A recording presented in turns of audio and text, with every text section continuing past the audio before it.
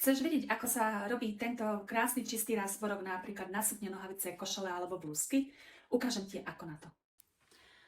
Na to, aby sme si mohli vytvoriť také krásne rázvorky začistené, budeme potrebovať si vždy pridať či na sukne, na šaty, blúzky, halenky, košele, na ten bočný šev, kde budeme tvoriť ten rázvorok, šírku švu 2 cm. Čiže toto budeme mať 2 cm.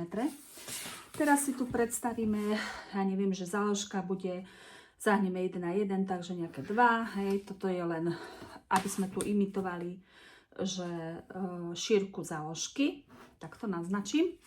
Teraz si tu naznačím dĺžku rázvorku, tak dajme, aby to bolo vidno na tomto našom vzorkovníku, že to bude nejakých 11 cm, tak toto si naznačím dĺžku toho rázvorku a toto ďalšie, ostatné bude náš bočný šev.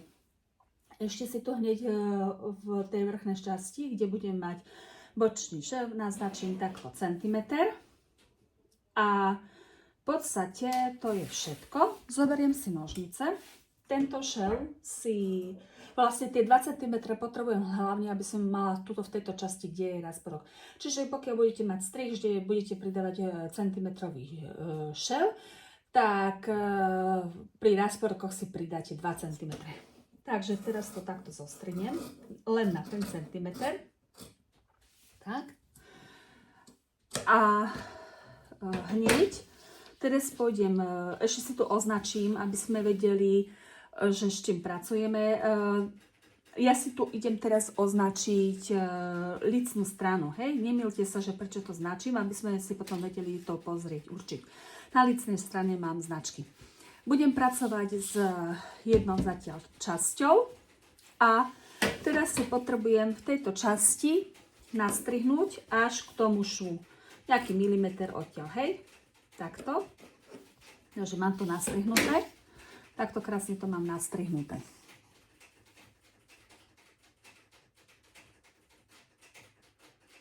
No a teraz pôjdem zástroj.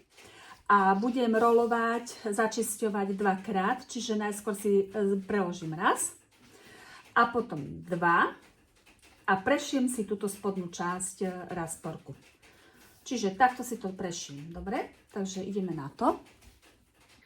Takže máme to takto prešité, tú spodnú časť toho rázvorku, šili sme po rubnej strane a teraz ideme priložiť líco k lícu. Takže tak, ako sme si poznačili, mám líco, hej, tak idem k lícu prikladám a centimeter od tohto kraja.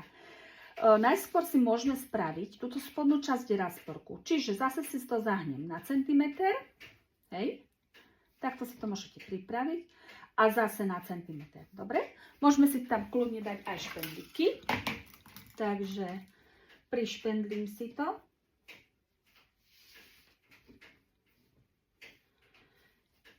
Tak, ja si tu dávam len 2 špendlíky, pretože to mám krátky rázvorček teraz. A dávam si to len preto, aby som vám to teda ukázala. Asi ako. Tak. A teraz tú vrchnú časť. Buď si to tam kľudne môžete naznačiť, že tam, aby tuto vám zostával ten centimetrový šev, hej. A tým pádom budete vedieť, že to máte toto prikladať, ten druhý kraj, ten bočný kraj k tomu. A zakladáte si to zase po tú značku. A takto si to tiež môžete prišpendliť. Takže zašpendlím si to. Držím sa tej značky. Tak. A teraz budem šiť na stroji.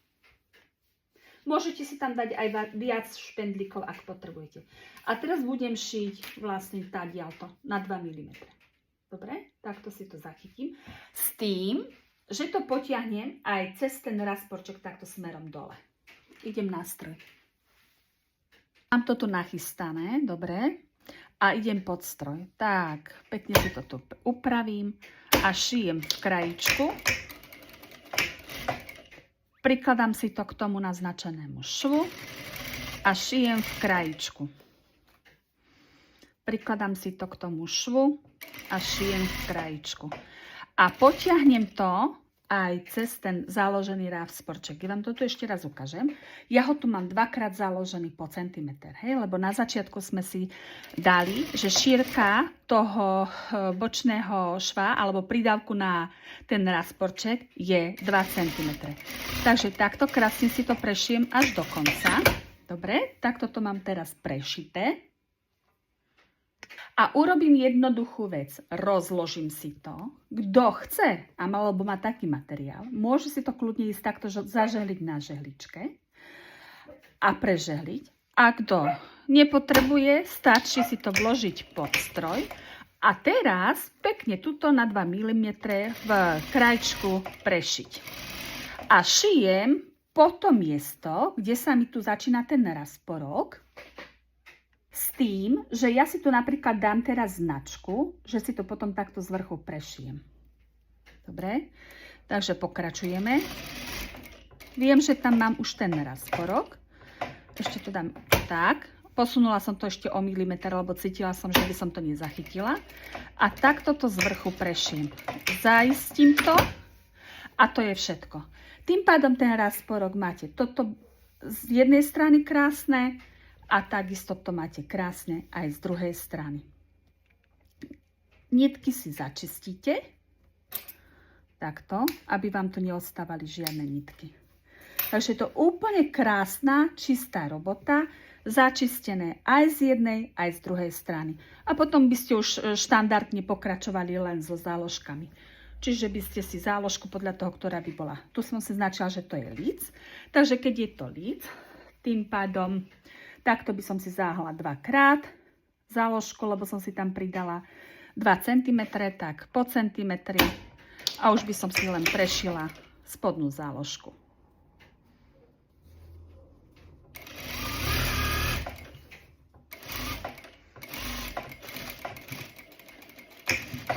Tak, a to samé by som urobila. Domerala si to krásne, aby to bolo rovnaké. Domerala by som si to, tie rasporčeky. Tak, hej.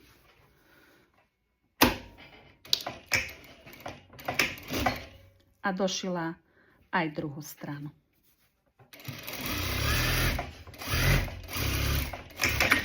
No, rubná strana, krásna, čistá, lícna strana.